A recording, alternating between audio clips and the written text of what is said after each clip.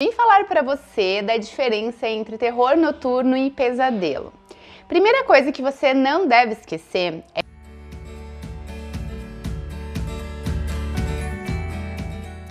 Olá, meu nome é Caroline Trentini, sou consultora de sono infantil e a convite da Lacto, vim falar para você da diferença entre terror noturno e pesadelo.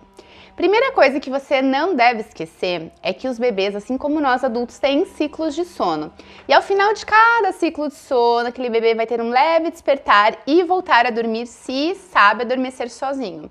Se ele não sabe, ele vai despertar e vai requisitar ajuda, que é através do choro, para que você ajude ele a voltar a dormir. Esse choro em si não tem a ver com pesadelos, muitas mães confundem, meu bebê toda hora acorda à noite tendo pesadelos. Não, pesadelos são sonhos vívidos que parecem reais e têm uma narrativa ameaçadora. Então, tanto para bebês, crianças e até para nós adultos, são sonhos que vão impactar. Então, a gente acorda assustado e lembra do que a gente acabou sonhando. E existe também o terror noturno. O terror noturno é um distúrbio de sono, normalmente ocorre após os 2 anos de idade, mas é comum também, pode acontecer antes de 1 ano. Assim como eles vêm, normalmente vão embora, então acontece por um período e de repente para. Se por acaso estiver tendo muita frequência do terror noturno e ele não cessar depois de alguns meses, é importante procurar um profissional. Para você entender um pouquinho melhor, eu vou explicar a diferença entre pesadelos e o terror noturno. Primeira coisa, os pesadelos eles ocorrem em qualquer fase do sono, mas são mais comuns no momento da fase REM, que é o Rapid Eye Movement, quando os olhinhos ficam fazendo essa movimentação. Já o terror noturno ocorre na fase não REM, que é Não Rapid Eye Movement, quando a criança ou nós adultos estamos no sono profundo, que é quando realmente descansamos. Em relação ao período da noite, os pesadelos costumam acontecer mais no fim da madrugada, porque ao passar dos ciclos de sono, o sono REM acaba ficando mais longo.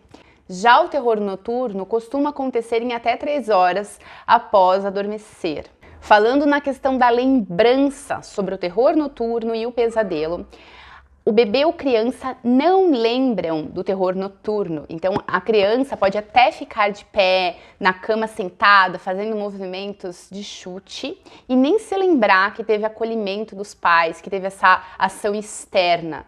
Já nos pesadelos, a criança costuma acordar e inclusive dizer a narrativa, falar por que ela acordou, o que ela estava sonhando. Então você vai conseguir notar a diferença também nesse sentido. O terror noturno, você fica o tempo todo acalentando a criança e a criança chorando inexplicavelmente, de uma forma muito intensa mesmo, e nada acalma.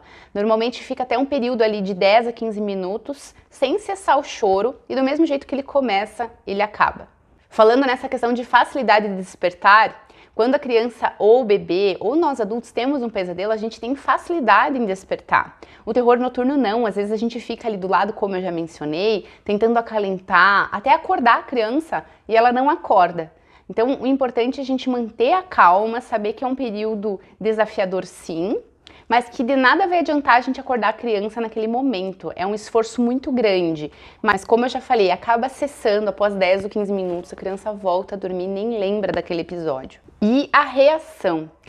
O pesadelo, a criança consegue esboçar uma reação de medo daquilo. O terror noturno é uma sensação de pavor total.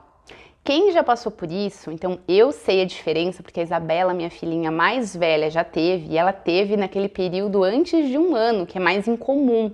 Com 8 ou 9 meses, ela dormia 7 da noite e aí ela despertava 9, 9 e meia, mais ou menos, com esses episódios de choro intenso.